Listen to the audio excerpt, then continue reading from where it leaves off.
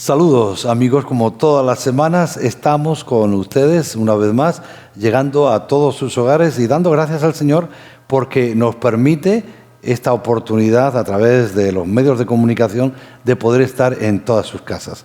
Así que una vez más, gracias por estar con nosotros.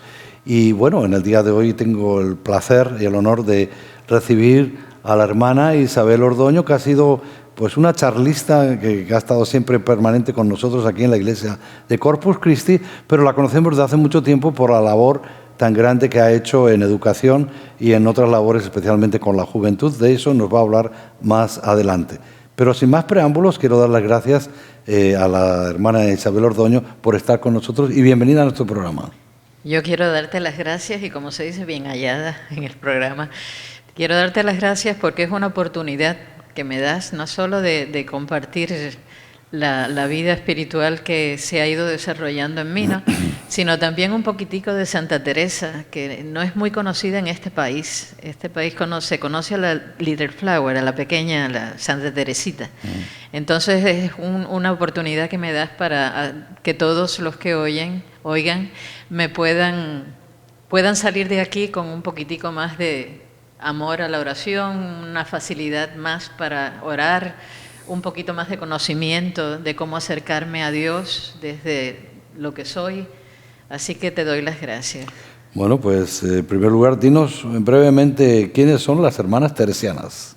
Mira, las hermanas teresianas, gracias a Dios que se llaman así hermanas teresianas, porque pertenecemos a la compañía de Santa Teresa de Jesús. Así que cada vez que alguien me pregunta, ¿y ustedes quiénes son? Teresianas, y así se resuelve la situación. Somos una congregación que comenzó en España, como muchas de las congregaciones que están en Latinoamérica, con un sacerdote joven de 36 años que creía mucho en la mujer. Y en aquella época eso no era muy común, ¿no? Tú ves a todos las órdenes que se crearon, los franciscanos, que son los hombres, los agustinos con San Agustín, los dominicos con Santo Domingo. Él no, él creyó en la mujer y eso fue lo que él quiso para poder reformar a la sociedad de España con la crisis que estaban pasando en ese momento. Él decidió hacerlo por la educación, comenzando con 8 jóvenes que tenían ya de maestras. Él tenía un pequeño grupito que él estaba formando. Cuando él va al obispo para decirle su proyecto y pedirle la bendición, el obispo se le quedó mirando y le dijo: te estás metiendo en un problema bien serio, tú no sabes lo difícil que es trabajar con mujeres. Y él dijo, pues a pesar de ser difíciles, eso es lo que yo creo que el Señor me está llamando a hacerlo. Y así con 8 y con él comenzamos entonces lo que hoy ya casi hemos llegado a ser como 1.400, ahora somos más o menos 1.200. Ahora muchos. Y estamos en 25 países, así que de lo que nació en un pueblecito de Tortosa, en España, chiquitico, cerca de Barcelona, ahora estamos en 25 países, con varias lenguas. Felicidades. Sí. Pero realmente no sabía el número que era tan alto, ¿no? Porque hay muchas congregaciones que han disminuido los números, pero 1.200 es muy alto en lugar. Felicidades. Sí, gracias.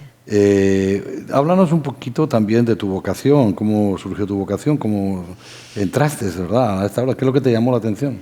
Sí, esa es una pregunta que tiene una historia bastante, que los que me conocen a veces no lo creen, ¿no?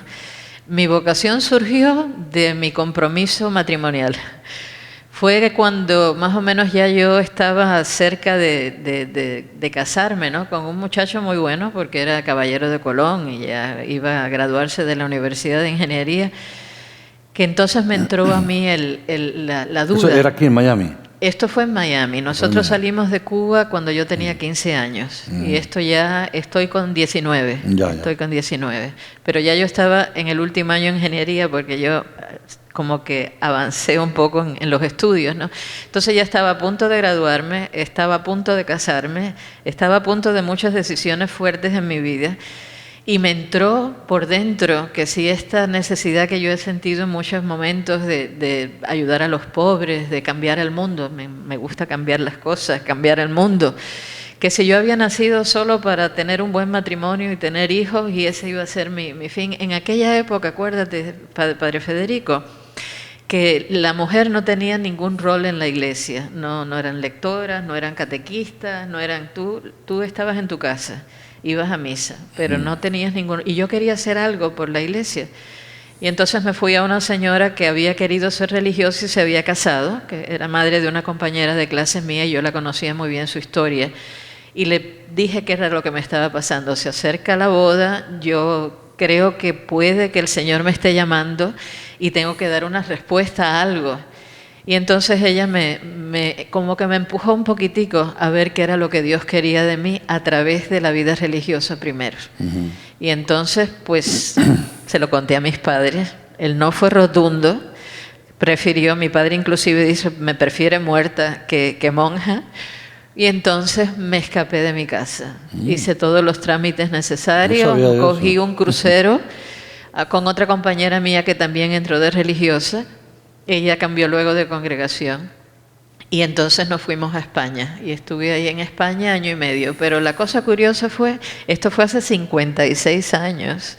O sea, esto no fue ayer, 56 años. Y la cosa curiosa fue que en cuanto yo entré, ya yo me sentí como un pato que descubrió el agua y que eso era para lo que yo había nacido. Me sentí en casa y me sentí que eso era lo mío. Me fue muy difícil porque yo soy bastante desobediente y mandona. No. Y el voto de obediencia era trágico. Así que al principio fue un poco difícil. Me salió hasta una úlcera. Pero pues 56 ¿Y al años final detrás... tu papá te aceptó o cómo fue la cosa? Mira, si te digo la verdad, cuando yo iba de visita a casa de mi padre, me escondía las llaves del carro para que no fuera a misa, porque nosotros vamos a misa todos los días. No me dejaba ir en el carro, que era como único yo podía ir. En casa no se podía hablar para nada de religión, verdad, para nada de religión. Y lo último fue su testamento, que cuando murió mi papá, lo dejó escrito bien claro que ni un centavo me tocaba mientras yo estaba en la congregación. De verdad, ¿eh? Así que, inclusive delante de su féretro, los compañeros de él decían, nunca estuvo contento con tu decisión. Ya. Así que esto no es un cuento transformatorio que de repente tú ves cómo cambia la familia, ¿no? Sí. Fue bastante de lucha. Y desgraciadamente pasa muchas veces. Muchas veces. Que los padres no quieren soltar a los hijos y que entren en la vida religiosa, piensan como que los pierden, ¿verdad? Sí. En fin, es una pena, ¿verdad? Así que hasta el final. Sí. Bueno, pues felicidades que... Pero déjame decirte que en su proceso de muerte, él pidió que le pusieran una fotografía mía en su bolsillo para cuando llegara allá arriba enseñarla y decirle soy papá de una monja. Así que él creía que eso era lo que lo iba a salvar a él. Mira, yo no sabía que estaría Digo, mejor lo esconden, no sea que lo presentes y te digan un no más grande todavía. Sí. Oye, en la orden, en la congregación, has tenido varias posiciones, has sido la provincial, has sido superior, has sido directora de escuela, en fin, has pasado por todas las posiciones habidas y por haber. Ya, pero fíjate que el Evangelio de Jesús, cuando dice de qué hablan, quién va a ser el más grande en el reino, las posiciones de uno lo que te hacen un poco más humilde, te hacen conocer un poquitico más la debilidad humana, te hacen un poco más, pues, comprender de qué fallamos. Así que las posiciones de autoridad, como se dice, ¿no?, que uno ha tenido, lo único que lo han enseñado a uno es a ser un mejor ser humano, más comprensivo sobre todo. Trabajaste en la pastoral juvenil con el padre José Luis, conmigo también. ¿Qué te quedan de esos años que yo les llamo los años de oro de la juventud, ¿verdad? La pastoral juvenil aquí en la Arquidiócesis de Miami. No porque estuviera yo involucrado, ni el padre José Luis y tú, pero vamos, fueron unos años extraordinarios. Tú solo puedes ver el resultado en la maravilla de matrimonios que se forjaron en los buenos sacerdotes que se forjaron durante esos años. Y entonces te das cuenta de que de verdad fue la edad de oro de la pastoral juvenil. Además, el director que Dios puso en los años en que yo estuve allá, el padre José Luis, hizo muchísimo para no solo atender la parte espiritual, que eso es una cosa que a veces podemos hacer mal o desarrollar la parte espiritual solamente. Él se metió también en la parte social, en hacerlos a ellos líderes para mejorar al mundo, para darse cuenta de la pobreza que existía alrededor de ellos, de las adicciones. Entonces no dejó ni un como le dicen, un tópico para tocar, ¿no? Y entonces lo bueno que tuvo ese pastoral juvenil, que cuando se fue este maravilloso director que llamamos al padre José Luis, siguió otro buen director al que llamamos al padre Federico, que siguió apoyando lo mismo que tuvimos antes. O sea, hubo una transición fabulosa. Así que solamente tengo que darle gracias a Dios por la bendición grande de esos años a través de ustedes dos. Bueno, muchas gracias. Y nosotros lo disfrutamos también muchísimo. Sister Isabel, después estuviste de principal aquí en la escuela y después aquí en la escuela de aquí de Corpus Christi y después pues te dedicaste a las labores ya directamente de tu orden, ¿verdad? Diferentes posiciones dentro de la orden. Dentro de poco vas a hacer unos programas aquí con nosotros en unas semanas, en unos días.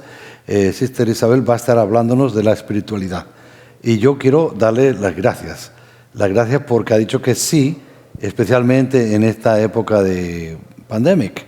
Entonces, quisiera, Sister Isabel, que nos hablaras un poquito de qué es lo que vas a hablar en estos programas que vamos a hacer semanalmente.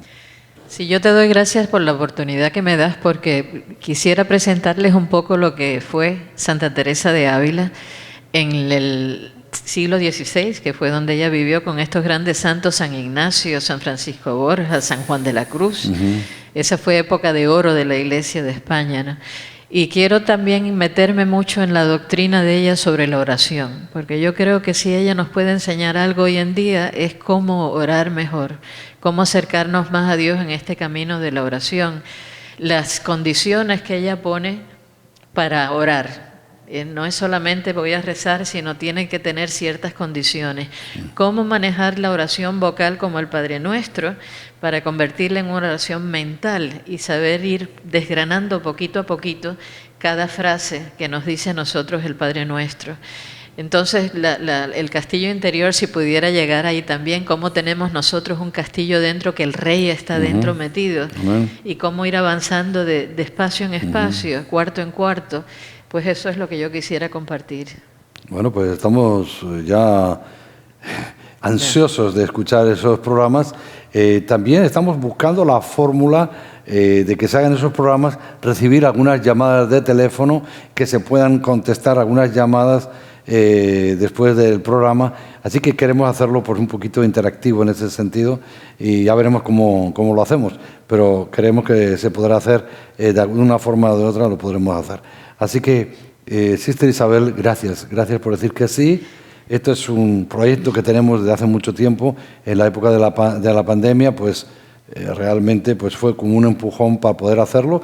Este es el centro de estudios donde estamos haciéndolo, es la capilla, una capilla donde se hacen las misas de inglés, que se transforma en este estudio para hacer este tipo de programas. Tenemos nuestro televisor, tenemos las plantas, hacemos esto y después volvemos a traer el altar acá, así que estamos muy contentos de poder hacer esta obra. Recibimos muchos mensajes de muchos lugares. Cada vez que tenemos las misas, especialmente el domingo, pues recibimos llamadas, recibimos notificaciones y queremos de verdad darles las gracias. Así que nada, de verdad, Sister Isabel, gracias por estar con nosotros. Esperamos ya muy prontito tenerte todas las semanas. Lo vamos a hacer en inglés y en español para aquellos que quieran escoger su idioma, y esto va a ser pues una gran bendición. Aprender de la espiritualidad, aprender de la oración, especialmente en contacto con esta santa tan extraordinaria que es Santa Teresa de Ávila. Gracias, hermana Isabel, por estar con nosotros. Bendiciones y nos cuidamos, ¿verdad? Y gracias de nuevo y a cuidarse. Amén. A todos. Bueno, gracias, que el Señor los bendiga. Nos vemos.